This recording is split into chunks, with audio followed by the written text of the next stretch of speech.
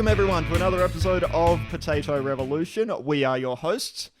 I am Andy. I am Mog, and we're bringing special things to you today. We are. We have an interview with a comedian. He was a very fun person to have on the show. And didn't we have a good chat? What was his name? His name is Xander Allan. Oh my God, Xander Allan. Yeah, so we'll be talking to him very shortly. Right at the end of the show, we'll be playing a track by Sydney-based band Red Remedy.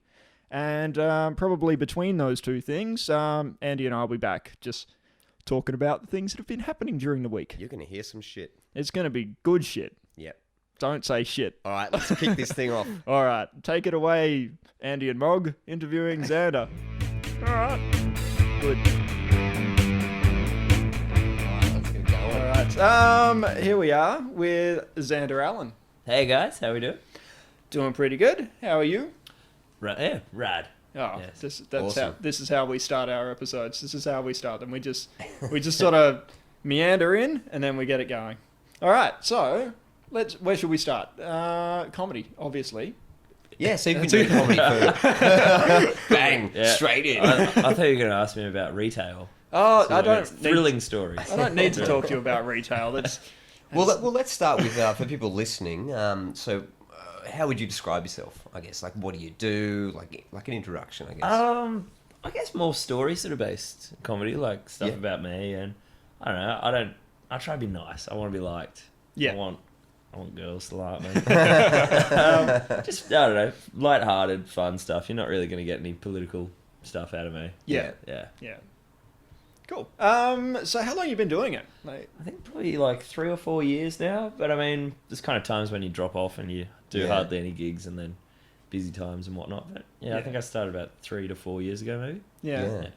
Yeah, I was going to say, I remember the first time I saw you was ages ago in Death Star Canteen. Mm-hmm. Yeah. And I remember back then seeing you, and then it would have been about maybe 3 or 4 months later, walked into a clothing shop, and you're working behind the counter, and I saw you and went, oh, hey, man, like, I like what you did, blah, blah, blah. What would your advice be for up-and-coming comedians? And, I remember you were talking about go to the Comics Lounge, go there, do what you need to do, and then get some feedback.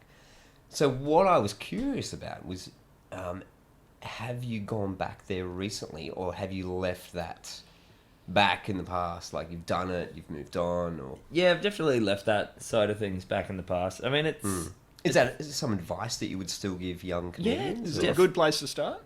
Definitely. I think because, it's so scary getting on stage that first time, and it's kind of good to have tried it out in front of, other comics beforehand. Yeah. But I think there is a point when it becomes detrimental because you're better off just, like, once you've got a bit of confidence and you've been doing it a bit, I think you're better off just trying it out on stage and, letting those failures happen or those good things happen.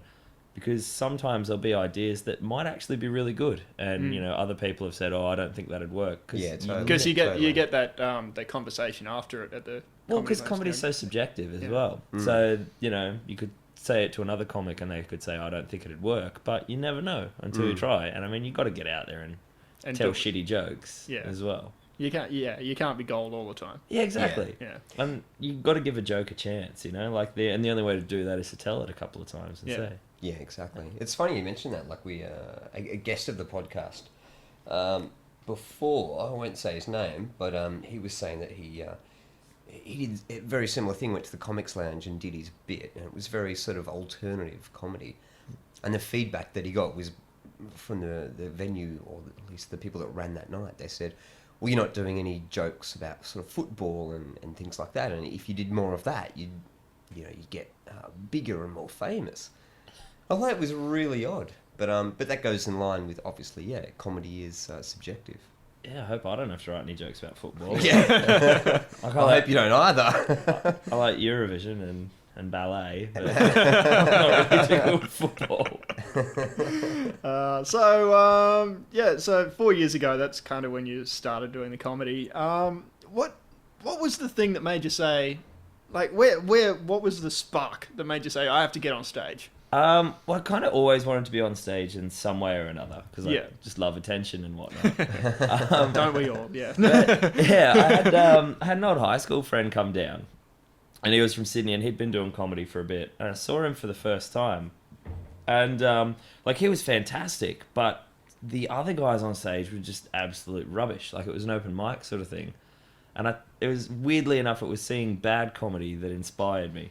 It made you go, well, if that's the competition. Well, yeah, but it kind of made me realise that I don't wanna everybody be that. starts somewhere. Because, Yeah. people like, Okay.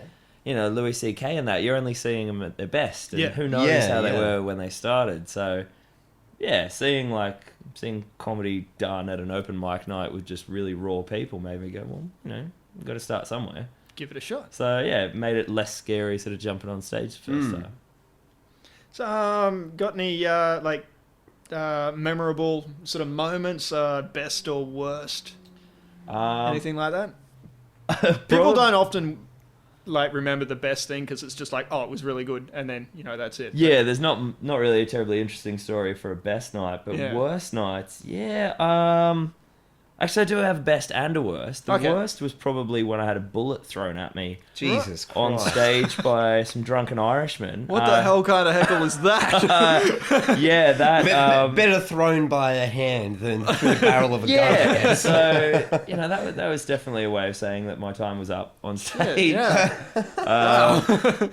But one of the best was actually, it was at a poetry slam, and me and Brendan Maloney had been hired to do 5 minutes each. Yeah. In while the judges were judging this poetry stuff. Yeah. And we rocked up, and there was a massive pile of food and booze. And we're like, oh, are we allowed some of that? And they're like, no, sorry, poets get one beer when they finish their show, and that's it. I'm like, well, we're the comics though. So we got about 8 or 9 beers each. Sandwiches, food at a gig. I thought I'd made it. That was it. It was crazy. Sandwiches. That's brilliant. This is what made the gig, though. The Yeah, fact that you and had it all was- the food in the world. Exactly. We had food. You feel like you've made it when there's a back room with food. No, that's cool. It's like a write-up. Yeah, It's, true. it's never happened since. And yeah, the crowd was great, and I had all these old ladies coming up to me afterwards saying they loved it. Brilliant. That's funny. That reminds me when I was doing a storytelling night, and it went smoothly, and then I got on stage and I was a bit hammered, and I started dropping the F-bomb. And then when I got off stage, I realised, fuck, it's full of old ladies. And there was just hate going on. Oh, really? I've actually found a lot of the old ducks are well up for an F-bomb. Really? Yeah. I think they're a lot more liberal must have minded chose the than we wrong think. night or Yeah. something. Well, I guess it I depends. guess at a poetry slam, though. One of the dudes doing poetry Yeah. was a transsexual dude in a Judas Priest t-shirt. Right. By the way, my they're favourite of the night. He was awesome. kind of open-minded. Yeah. Yeah. And it turns out that poetry's fucking rad. I Yeah. didn't realise it either. It was really entertaining. Yeah. I've Heaps never, good. never seen a poetry slam. I just imagine it's any other kind of slam, but you've got to rhyme. Do they have to rhyme? Just open No, up they- the inlay of a rap CD. Well, they and don't have read to it rhyme. I yourself. think slam just means it's under 3 minutes. Oh, okay. Okay. Which is fantastic for me Yeah. because I have ADD. So it's great. It's really good. Yeah. One thing I wanted to ask you was, do you remember the first... Okay, so this is a two-part question. One, do you remember the first show you did and you walked off stage, you went, I nailed that? Second part of the question is, do you remember the first joke that you wrote and you sat down and you went, you know what? I'm going to do that joke on stage and it's going to kill. I reckon this is gonna be an Basically, the awesome first joke." time you crafted a joke and said, "This is what Yeah. I think I don't exactly remember the first time I had a night where I came off and thought I killed it. Yeah. Because you don't remember the good nights Yeah. as much as the bad ones. Okay, yeah. But yeah, there was a joke that I did when I started, and I kind of thought it would go well, and it generally did, but I just never do it because I hate it, and it's not particularly Was clever. it the crowd, do you think, or just... No, it's always gone well. I just got so sick of telling it because I Yeah, just don't think okay. it's particularly clever. And I don't wear cowboy boots as often, so it doesn't work remember- anymore." Yeah, the first time I saw you were in cowboy yeah, boots, I do remember I that. still do wear the cowboy boots a bit, but I'm getting old and my feet hurt. Yeah, Yeah, so it's a that's bit it. You like got to that. go to comfort. Yeah. now. See, I used to wear cowboy boots, but I'd fold the top of them so they'd go inside my jeans. I thought to myself, I can't wear them on the outside. I don't know what the fuck it was, but I'm with you, man. Once I discovered sneakers, Yeah. Can't go back. Yeah, but when you were wearing cowboy boots, you looked like a gothic elf. Yeah, totally. That was the. I was totally aware of that.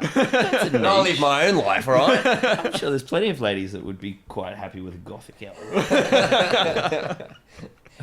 Well, that being said, well, not that being said, but we're referring to about that joke that you did, and then you didn't do it anymore.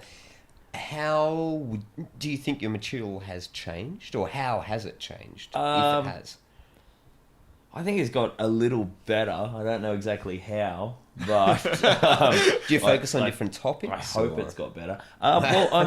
One thing I'm trying to do now is try and do things that are a little bit more personal and less of a gag thing. And Oh, okay.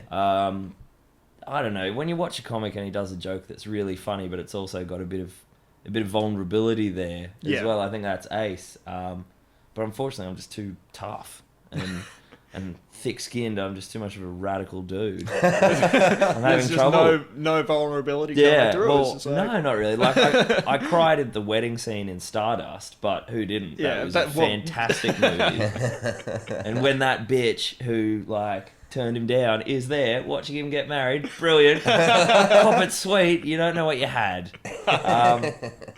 Yeah, apart from that, I'm just trying to do a little bit more mature, I guess. But whether that Yeah. is or not, I don't know.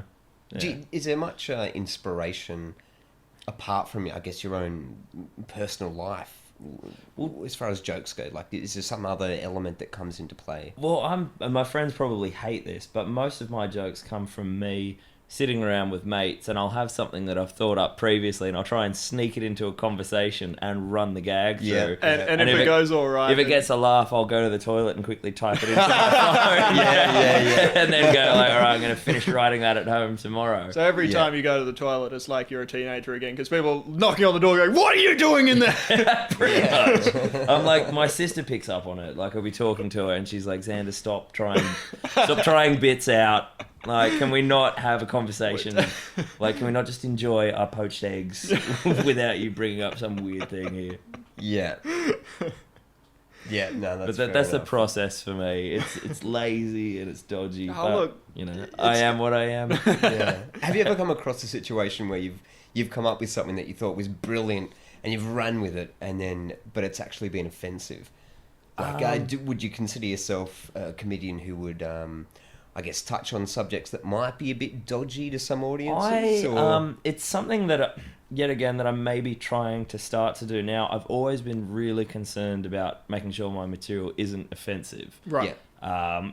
I'll swear and I'll talk about sex and whatever, but I tend to stay away from, real big issues, because if it goes badly, you just look like a bigot. Like, if you do it cleverly, true. Unless you can back yourself yeah, up, I guess. like if you do it cleverly and in a way that makes people realize what you're doing, then it's fantastic. But that is quite hard to do. But now I'm kind of thinking I should take some risks. I shouldn't try and be safe the whole time.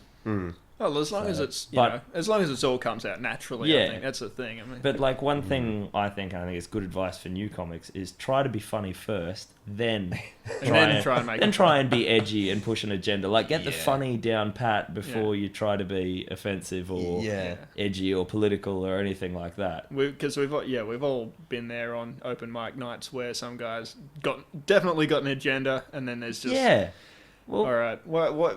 Start making me laugh, bitch. Well, that's the thing. Yeah, we've all. You don't go there to get preached to. Yeah. You go there to laugh. Yeah, exactly. Yeah.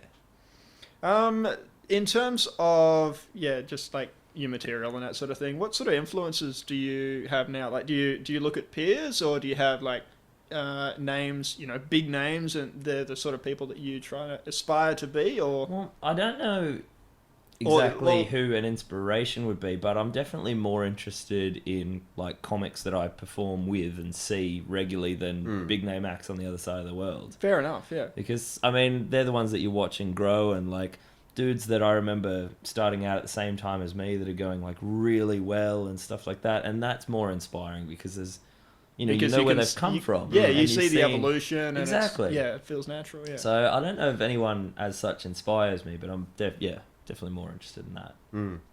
So, as a kid, did you grow up in Melbourne, or were you a country boy, or? I grew up in the Blue Mountains around Sydney, actually. Oh, nice. Near Katoomba and Lithgow and stuff. Yeah, a little bit closer to the city than that, but yeah, it was awesome. It was a bit of a Huckleberry Finn upbringing. You know, I only wagged school once, and that was to go fishing. Yeah. And I got caught by my mum. And, like, she fully super sleuthed it. Like, she found out that I had wagged and, like, went around the school asking people and worked out that I was going to be at this particular, like, swimming hole 3 suburbs away. And me and my mate, as we were coming up the hill, saw her in the car waiting for us. She was on that shit. She was on it. Like, Yeah. and I can't believe she worked out exactly where we went. And then she drove my friend back to his house and drove me back to school, even though there was only 20 minutes left and I'd have to catch a bus back home anyway. Yeah, but then you had to talk to everybody, and they're like, "Where were you today? Why are you on the bus now?" Because it was the principle of the thing. Yeah. And when she took me to the truancy officer after she left, I'm like, "So what do I get?" And he's like, "I'm just going to give you 1 day's afternoon detention because I'm pretty sure your mum has way more in store for you than I could ever give you." You kind of got out all right. Like, when the truancy officer's impressed, like, it was practically going to offer her a job. Like, Yeah. I don't know how she tracked it down. Like, someone ratted me out. It totally yeah, is before that. GPS, that's a dedication Yeah, to, we like... didn't even have mobile phones back then. Yeah. Like, we're talking, we had Walkmans. Like, that's the time we're talking. It's like that Simpsons episode where Bart, goes away from school, and then Skinner, takes on that, character of like tracking him and tasting the gum and all that sort of thing. I'm picturing your mum doing all of this. Yeah. She's a pretty impressive old duck. Yeah, she's big on the principle of things.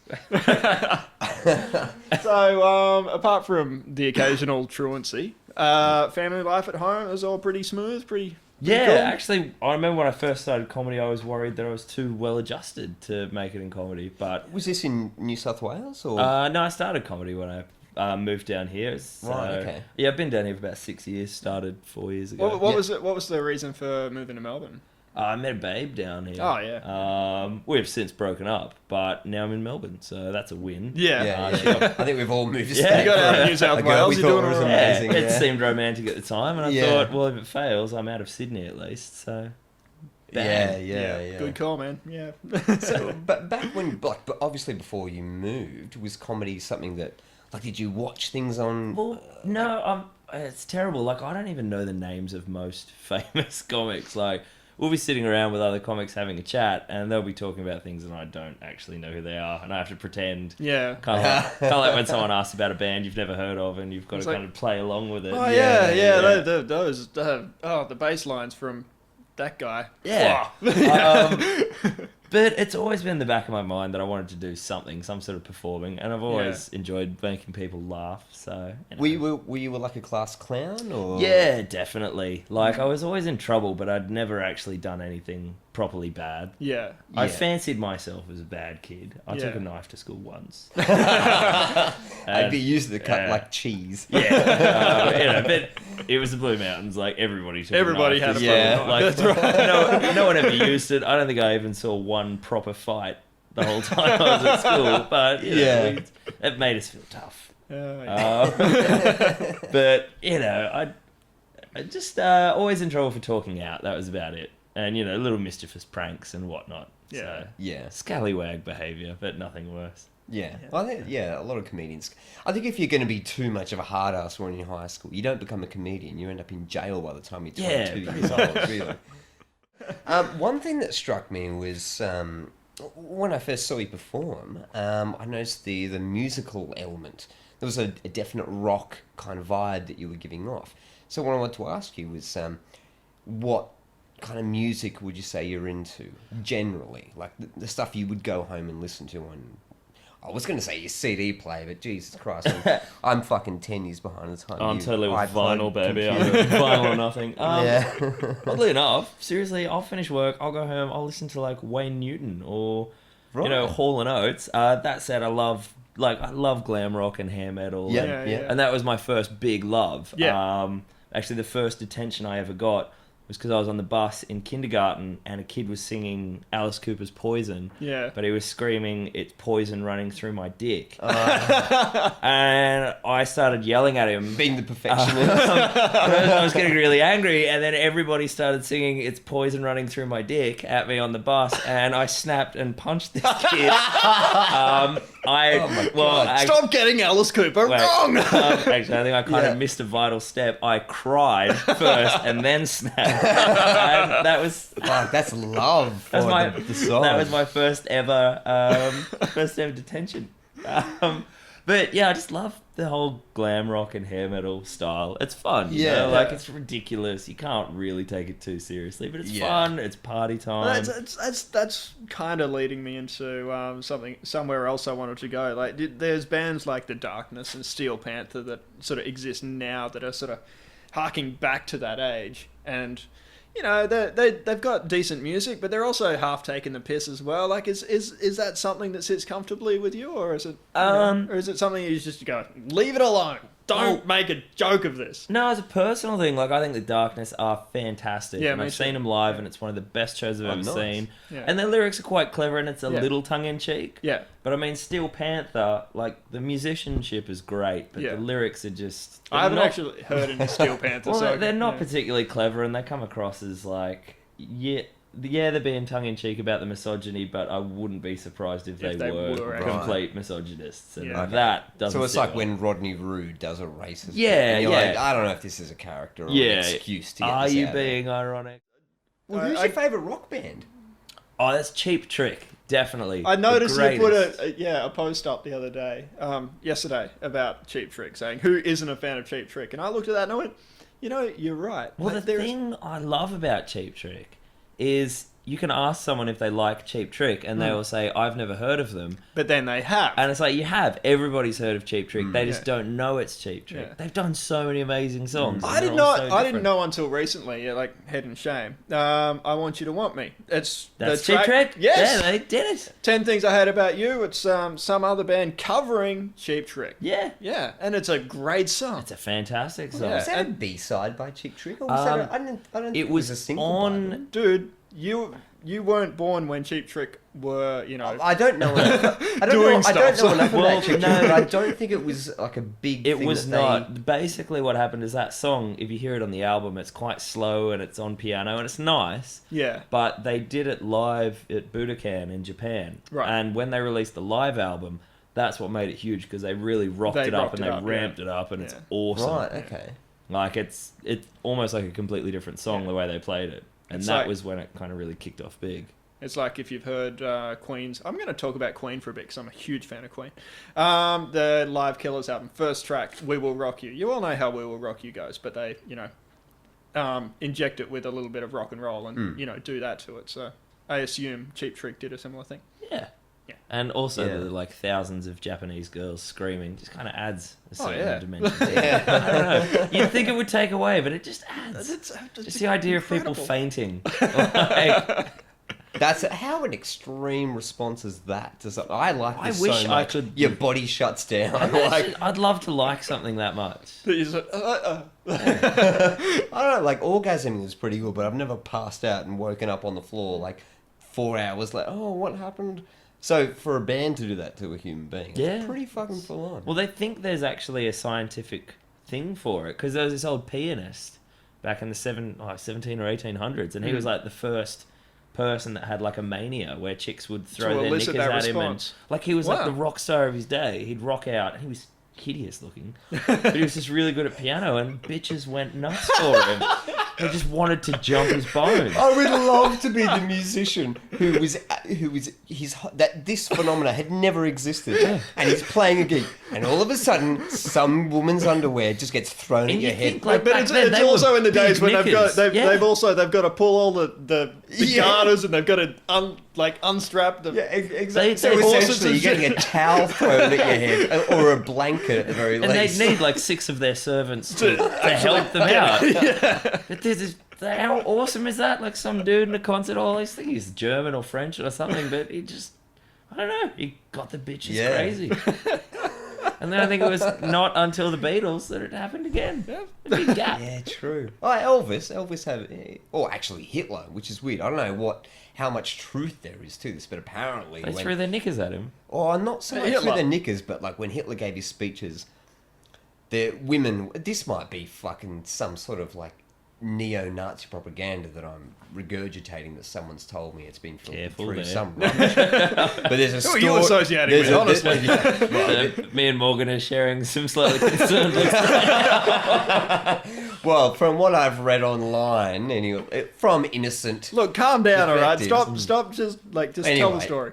Right. So apparently, there's this thing where he used to give his speeches that women would they'd faint and also orgasm because it was like a power thing. Like it was a Yeah, rock that star. sounds like bullshit. No, that's the if thing. girls It's a don't story. orgasm to Cheap Trick, then there's no Then Sonic. don't worry about play. Hitler. Then Yeah. no way. Considering that, like, so far in this relatively short amount of time in your career, have things gone how you wanted them to be? Like, or have you got to a point where you've gone, fuck, I don't want to be this, but I've turned into it? Or are you still in... Do you consider yourself moving towards something? Is the evolution... The evolution's there. I do wish I had a better work ethic though, because I don't know. I guess everyone's more critical of their own stuff. Yeah. But I look at some of the jokes by comics that started the same time as me, and they're funny as fuck. Like the audience loves them, but they're also like really quite clever and insightful. And I don't know. I just feel like I'm still kind of doing cheesy crap, but I don't know. I'm happy enough. I'm getting the occasional sweet gig and whatever. I didn't go into it expecting fame or fortune. Like, obviously, I'd love it. Yeah. if I So you're made not it one of these there. comedians who's like, I want to get a TV deal or I want to be a Oh, movie look, star. Or... Obviously, my ultimate goal is to get to a point where I can Where it's live off self-sufficient. comedy. That's Like, different. where I Yeah, don't yeah. have to do another job. Yeah, it's fair enough. But I went into it, and I still am kind of very patient about it. I'm like, I'll just plug away at my own pace, and when it happens, it happens. If it doesn't, that'd be a bummer. But I'm not in any massive rush. Like, I see guys that are really committed and they've got drive, and they're going places, and that's fantastic. But I don't think I could keep up that kind of pace. Like, Yeah. I think it's something I just need to slowly build, and that's my way of Have you thought about or done a festival show, whether it be Fringe or... I did a Fringe Festival show 2 years ago, I think, Yeah. with Brendan Maloney. All right, wow. yeah. And it was called Gentlemen of Leisure, and it was about us just Brilliant. just being, like, the reason we did it together, like, is because we're kind of kindred spirits in our laziness and whatnot, and Yep. general failure at life. And the best Sorry, thing Brendan, is, but yeah. we both forgot to turn up on the opening night, That's fucking awesome. which I like to think was the most amazing performance ever. Like, and if only it was so. and that was the, That's like holding a surreal art gallery and then giving people, like, if the street number runs out at 51, you've told them it's number 52. Basically. And then everyone rocks up and they're just like, what? Look, I don't think people were ready for it. I think we're a little too avant-garde. I like that excuse. They just Ahead of its I time. just didn't get it. Yeah. That was great, and apparently that was the only night that reviewers turned up. So we still haven't Oh, had a review. shit. But I do have. I've got a show coming up in the Fringe, and I'm going to make sure I turn up on the first night. Excellent. Because I've grown as a person. This is my evolution. I turn up to my gigs now. Yeah. Yeah. And now for the big hard hitting questions. Favorite Van Halen era? You know what? With that, both. Like, I know I'm kind of dodging a question, sitting on a fence. No, but that's it's all like, right, man. Because No. go on. Like, Please don't say this. No, to no, me. no, no. no, This is I'm gonna say this is it. valid. Look, and I'll back him up. I'd say they've both had some stinker albums. Mm-hmm. We're just ignoring the guy from Extreme. As No, well, from we're this not. album No. as well. You're talking to a garish. Yeah. Yeah, now you're part of the people who divide, aren't you now? But you know what? It's like Gary shouldn't have been. a part David of Lee it. Roth is. He's up himself. That, but he doesn't that's want. David Lee Roth is fucking, and like Sammy Hagar's making love. Yeah. That's how I like to think of it. Yeah. Oh, to himself, maybe. I don't know. Well, look, Come on. I don't man. know. I I'm biased. I you am know, biased. one is the ultimate showman, and he's like party times, and the other he's Yeah. a sensitive soul, and I like ballads. And they- Why do you think I like Cheap Trick Yeah. so much? They had one album that was pretty much just ballads. Yeah. Because after they released The Flame, and that was huge, they went, let's just have Let's keep ballads doing on that. our next album. And it flopped, but it's the best. it's just ballads. It's kind of like how Def Leppard funded the rest of their career. Yeah, it used to be like you put one ballad on an album and you guaranteed platinum, Yeah. and then you had bands that went, so if we had 10 ballads That's on just this gonna, album, that's Yeah. gonna blow people's yeah. minds. it didn't quite how work out how that many way. girlfriends can we? It's like even the 80s weren't ready for that amount of, that raw amount of emotion. Yeah, true. Yeah. So Van Halen, they cancelled their last tour. Like they were coming here. Were you excited about that, or is that? I don't know why I'm asking know. I music think- questions when well- it's a comedy thing, but we'll go with it. I was actually more bummed that The Darkness cancelled because they were going to come Yeah. out with Joan Jett, and I was just like, Oh, how? wow, shit. And like she was supporting them, and it's like, Yeah, whoa, that would have dude. been cool. Imagine getting to that level where Joan Jett supports you. Yeah, that's radical. fucking awesome. I But- tapped out after the second Darkness album, but I noticed in the latest one, the lyrics are like, I'm in a band with my brother, and that kind of brought me back like, okay. No, the second album, you've got to give it a go. the second the album, 80s It's kind very of one. funny. Yeah, it's no, it's very good. funny. I've got the Hell, the Ice Queen Hell, I don't know, I can't remember. I don't know what you're talking about right now. Hell and Back. Oh, that's they're all fantastic, but it's a live show. yeah. Because I really shouldn't be admitting this, but I won't say what company it was for, but I was in charge of giving away 2 free tickets to The Darkness All right. to the person who sent in the best photo of themselves dressed up. I went on my friend's Facebook page and just grabbed a random photo of them, and he won the 2 double tickets. And then He was your you best went friend with of the it. I was like, you don't know this, but you've entered a competition and you've won, and you're taking me. But in my defense, Awesome. in my defense, there was like 2 tickets to see The Darkness, and then there was also a grand prize, which was 2 tickets with a limo that would take you there, and you get to meet them. And you And I thought that was a opted out of little that one. over the top. Yeah. So I only cheated a little bit. It was just a See, that's, small- that's the nice guy coming out again. Yeah. It's, I don't want to step on too many toes. Exactly. But yeah, since then I've never held a position of any power whatsoever, so I'll never be allowed to do that again. But Thank you very much, Xander, for coming in. it's been a pleasure, guys. It's been Yeah. fantastic. So, in the future, for people who are wanting to check you out, obviously we're going to link your Facebook. We'll and, chuck that up on the anything website. else. Yeah, anything that you want us to plug let people or- know about? Well, I suppose, yeah, in September at Fringe, I'll be doing a show at the Imperial Yep. called Xander Allan Glam. Nice. Yeah, check it out. It'll be rad. Cool. Yeah, And I'll turn up. I will actually. I'll be On there. the opening night? Because it's going to be glam rock, not avant-garde. This won't be my new wave material. So it'll be good. Check it out. Awesome. And I promise a different outfit every night. Really? Um, I'm gonna hold you to that. yeah, no, it's Oh, gonna that be- means I've just. It's like a Dame Edna Yeah. almost. Yeah. Which for a showbiz, that's, I guess, pretty cool. All right, this will be the He- most he- fashionable show. He works you've at a ever seen. clothing outlet. He'll be covered. When it comes to staff review, where have the clothes gone? Yeah, It's not important, is it? Just sweating these little things. exactly. All right. Awesome. Thanks, man. All right, cheers, guys.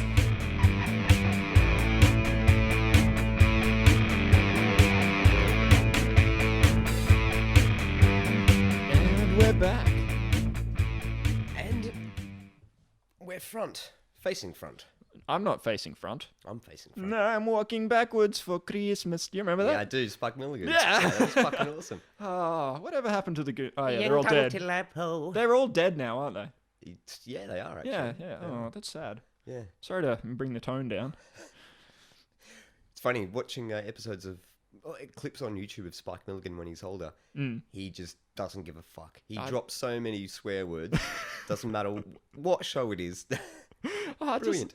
I think he probably went a little bit crazy when he went to war. I think that affected him a little bit. Oh, you should read his memoirs about it. I Yeah, did. Yeah. I did. Anyway, we're not talking about Spike Milligan. Well, we are, But but we're moving onward. we are. We're moving forward. not backwards. What's been going on? Oh, not too much. I've been playing a lot of computer games. I've been playing Tomb Raider. Yeah, you keep talking about it. Yeah, that's because it's awesome.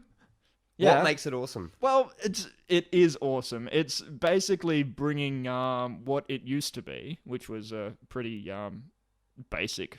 Well, when I say basic, in terms of today's gaming, like a pretty basic format of adventure, puzzle solving, climbing around on stuff, and finding things in tombs, raiding them even. But now this new one, it's a bit of a prequel. Prequels are all the rage now, aren't they? Apparently, everybody's doing a prequel. Yeah. But yeah, so you play Lara Croft as I think she's like 17 or something like that, and you're running around, getting covered in blood, and digging in holes that have skulls and meat hanging up. I've heard about 3 euphemisms for really a young teenage girl getting a period already. Oh my god, no, that's not what's appealing about it at all. But I wouldn't expect it to be appealing. before I played this game, somebody, I don't know, it was an internet rumor, or somebody said anyway, oh, it's in this new Tomb Raider game, she gets raped. Did you hear that? Yeah, I think I heard it from you. Oh, okay. Well, I heard it from somebody else, and I'm playing this game. I put it in, first started playing it, and it starts off, you're on an island and you've crash landed, and there's these, crazy cannibal type people running around trying to get you, and you've got to run away from them. And every time, it'd be really tense and, sort of like horror movie sort of style. And every now and again, a guy would grab your leg, and you'd have to do mash buttons to get away from it. I'm like, oh no, I'm going to get raped every time. And then I was talking to somebody the other day about the game who'd played it, and he's like, oh no, she doesn't get raped. So I'm like, oh. But now I'm thinking, did he just say that so, I'll continue to play the game and not freak out? Or so I haven't finished it yet. Yeah, geez, no, I can imagine now. It's like you saying to someone, oh, I'm going to see a movie on Thursday. Oh, that movie. Oh, prepare yourself for the rape scene. You've got that in your head, so anything else that happens, that's in your brain, like it's going to happen now. Every time I freak out, yeah. Yeah. But now I'm not freaking out, but I'm still thinking, is it going to happen or not? I don't know. I hope it doesn't, because... I think every girl, that's their monologue. That was a bit insensitive. Fuck it. I don't know how to come back from that one. What have you been doing recently? Well, that's a bad segue. It is a bad segue. Talking about things in movies and games and whatnot. Yeah. I went and saw The Great Gatsby. Yeah. The story's great. Well, it's a classic. Yeah. Read the book. I thought it was amazing. Yeah. As far as Baz Luhrmann's interpretation of it goes. Right. Shit. Were there many were there moments of song? There were lots of 3D moments that were in slow motion. Oh, really? Yeah. Oh, cool. It's fucking annoying. So there's my quick review of that. But the other movie I wanted to talk about was Short Circuit. So for people that don't know what Short Circuit is, it's this classic old movie about the military building robots, and they're all designed just to follow commands and whatnot. And then during a lightning storm, lightning strikes one of them, and he becomes sentient. Yeah, and that's really topical because of the drones and stuff they're building at the moment. I mean, Well, they're remaking Short Circuit, so I'd like to see a drone version. A self-aware drone. I don't want to bomb 300 Pakistani children today, no. Isn't that what, Terminator was about? Yeah, true, yeah, basically. So, and it's a kind of like a family-friendly kids movie. Mm. But I watched it when I was a kid, right? Yeah. We all do. So, I've got a certain sort of range of memories attached to it. Yeah. Watching it as an adult. So this is Short Circuit 2. You just this bypass is Short Circuit 1. Okay, this is the one. The thing that I remember from the first one was there was a kind of cute 80s girl that took him in, and he read books really fast. He did, yeah. Yep. More information. More input. So anyway, but what I didn't pick up on when I was a kid, but watching it back now I did, the racism and drug references in it. What, in the first one? In the first one. How do they slide racism into it? Where does it even... Right, well, the racism comes in where the guy that created the robot... Oh, that's right, 'cause he he's- confronts the robot and he goes, "You're not alive, you can't be sentient." And they're doing a bit of back and forth and the robot's sort of proving that he's aware of himself. Yeah. And the guy's like, "Wow, that's amazing. What about humour?" The robot goes, "Okay, what's humour?" He goes, "Oh, you're going to love this one." Does a Jew joke that's all about, "Oh, Jews are money hungry." That's the kind of the humour, so to speak. Yeah. And the guy's loving it. And the robot's just sort of staring at him blankly like, Yeah. I don't really get Oh, what was the references." background of the scientist? Wasn't he... Like, where was he from? Oh, I got no idea. Some It Caucasian guy. was it? Yeah, he was Oh. a Caucasian guy. And then after then, there's an Indian scientist. Yeah. And he was doing this over the top, thick English, like broken English version. Like Yeah. you can't just Like Balky Perfect Strangers kind of yeah, thing. it was that kind of thing. Yeah. Right, and so that was like what, and he That's that, which is a really, a topical reference, Perfect Strangers. anyway. But well, yeah. So yeah, and then that's going on, and then there's other scenes like where and it talks about getting boners and having erections and shit, and then there's another bit where what was it? It was that's right. The cops are driving down the road and with the army and everything, and they're going, "Quick, we must capture this robot that's gone rogue." They're driving down the street, and there's an old couple in a car. They would have Right. been about 60, 70 years old. Yeah. As the cops go near them, it just randomly cuts them inside the car, and the woman goes, "Quick, it's the police! Hide the grass in the glove department!" And they've got a baggie of weed in the car. Well, Fucking weird. Well, it's a movie about a sentient robot that's, family oriented. So, I don't know. It was weird. The 80s, man. so it was a good movie. Yeah. Still, I mean, it's a throwaway movie. Yeah. Did but- you watch number 2? Yeah. Yeah, I Yeah, did. even better. I think it's a bit shit, to be honest. But then again, the first one's a bit shit as well, but I like it. What about you? What's something that's coming up? What's coming up? Ah, what am I doing? Okay, what's the date now? It doesn't matter what the date is now, but on the 20th of June, I'm going to be performing at the Exford. Comedy at Exford, I think it's called. Yep. It's a highly creative title for the night. But I'm going to Rather be there. apt title, I would Yeah, say. well, I don't beat around the bush with this sort of thing. Just put it out there, tell us what it is, and hopefully people turn up. Yeah. And I'm inviting all of you guys to come along if you're interested in the things that I do. I'll be up there for 5 minutes. I believe that I'll be on fairly early, and then all the other acts will be supporting me after that. I think that's how it works. Yeah. Yeah. Yeah. So if you want to come down, just support some local comedy. Check it Yeah, out. yeah. It's come free. down. Yep. Come and see Morgan get on stage and tell funnies. Yeah. It's on Little Burke Street It's- in Chinatown in the city. Yeah, it's So, it's halfway up Chinatown. It's basically on the corner of Russell and Little Burke. So basically, if you've bought When I say basically, I mean exactly. if you've bought alcohol at 3 a.m. in the morning from a pub in that vicinity, Yeah, you know that was where the it is. place. Yeah. Yeah, cool. That might be it. So I've plugged myself, which was an interesting experience. I've never done that before. It's an odd euphemism. Yeah. Next episode, who have we got? Oh, we have our Ooh. good friend Dan Giola. We've got Dan Giola. He's an American yeah. comic. Yeah, so he recently, he was doing comedy over in the States for quite a while. Events transpired that he ended Now up he's here, over here. and he's basically reset, the button of, I've got to do, because he established himself, from what I understand, fairly But why did he come over here? fairly well. That's something Anyway, you'll why find did he out. come over here? All this and more you'll hear in the next episode when we ask him all the questions and he answers them, which is good. To take us out, I We've don't got know. 2 snipers. No, One on a we've got grassy 2 knoll. lovely girls, but they do have cane pistols. As opposed to arm pistols, which is really weird. Or we could just play some music. That'll be fine. I'd rather that, to be honest. All right, cool. Well, to take us out, we've got a track from Sydney-based band Red Remedy. These guys are pretty cool. They actually, well, the singer anyway, and I assume he's the main songwriter. Yep.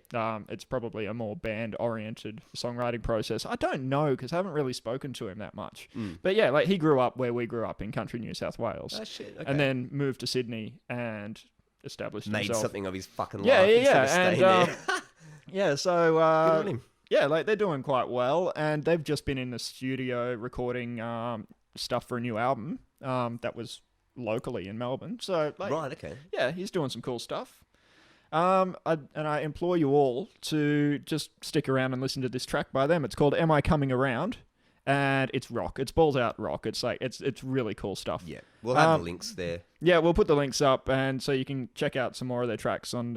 I think it's I don't know, Reverb Nation or something like that. Yeah. Anyway, the links will be there. Check them out. They're on Facebook as well if you want to like them and keep in Sweet. contact with where they're going to be gigging next, that sort of thing. Yep. And while you're there, like us on Facebook, rate us on iTunes. We'd love to Yeah, do all get of some those feedback things. from you. Absolutely.